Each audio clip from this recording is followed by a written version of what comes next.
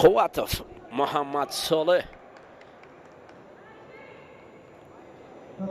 پهلوان زیر 60 کیلویی ما از مسابقات بین المللی نشان ندارد. من در نظر دارم جام جهان، گران پری، گران سلام، ولی دلشاد بک براتوف پهلوان ازبک 25 سال دارد، از گران سلام یک نشان برنجی دارد.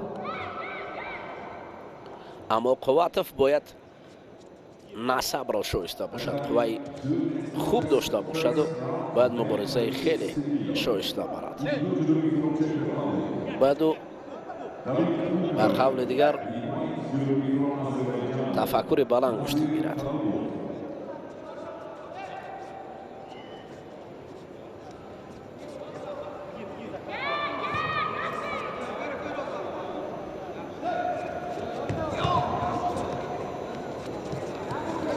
حرکت ها ببینید در اینجا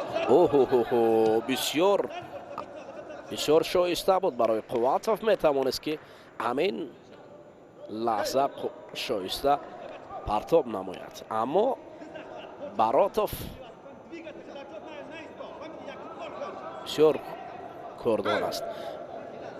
فاتح محمد بیکوف برای قواتف میفهماند که اولین باید کار کند، رقیب را نگاه نکند، منتظر نشیند و مقابل براتوف کاردان و تجربه دار باید اصول را به کار برد و اما از اینجا بیرون نشود.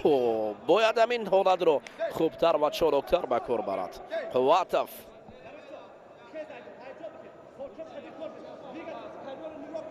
گشته یا برگشته.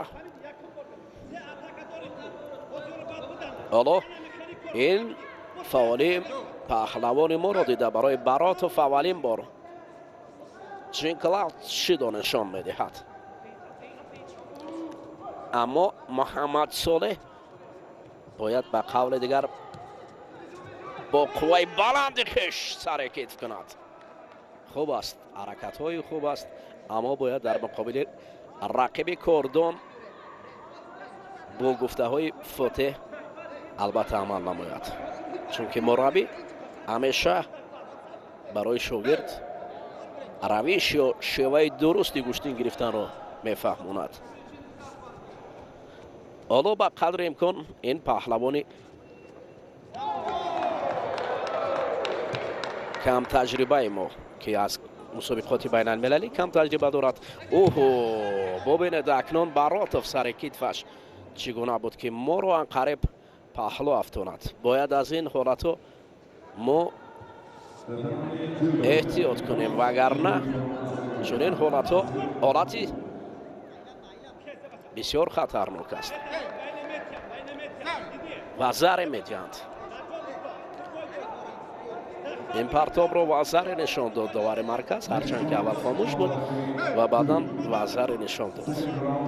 اکنون برای قواتف فقط لازم است که عمل شایسته نشان دهد، وگرنه با این وزر مقابل رقیب تجربه دارش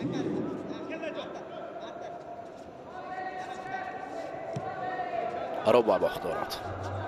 باید او قوه خود را نشان دهد.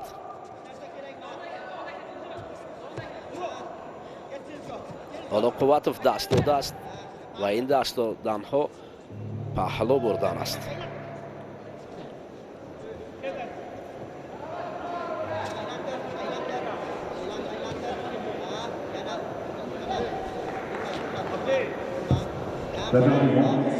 باید داور مته اشاره کند و گوشتین اثری نواغاز شود. قواتف باید برخیزد از جای و مبارزه خود را خوبتر و شایسته نماید.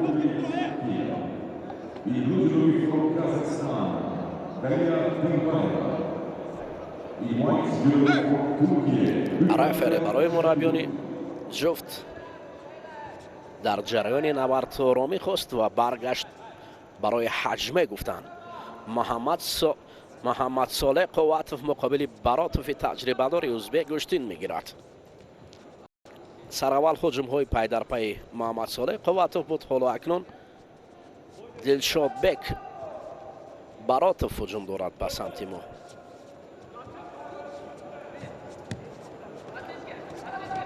аммо болои гиребон надиҳад бояд Қувватов. ин ҳолат шидо меорад барои ӯ.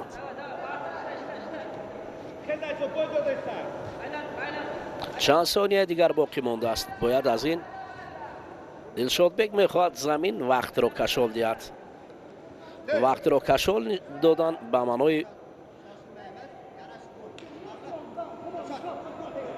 вақтро сипарӣ кардани Дилшодбек аст. ӯ аз аввал ҳарос доштааст. Муҳаммад Солеҳ ки бисёр ҳам хуб гӯштин оғоз кард. аммо баъдан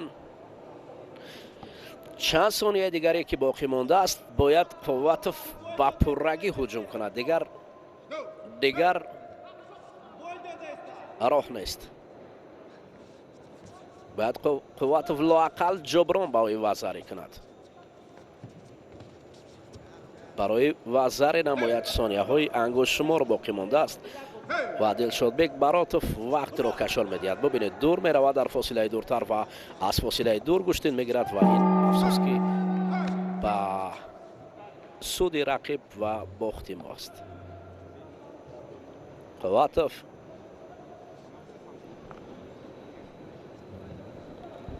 бояд бо қувваи шоиста гӯштин мегирифт. афсӯс ки он қувваи даркориро Қувватов ба кор бурда натавонист. хоб ба ҳар ҳол рақиб таҷрибадор аст. сину сол ҳам 25 сол дорад. иштирокчии қаҳрамони ҷаҳон аст. Муҳаммад Солеҳ Қувватов бошад 20 сол аст. хоб дӯстони азиз, акнун дар рӯзи аввал фақат такя ба кори Обид Ҷебов менамоем ки Обид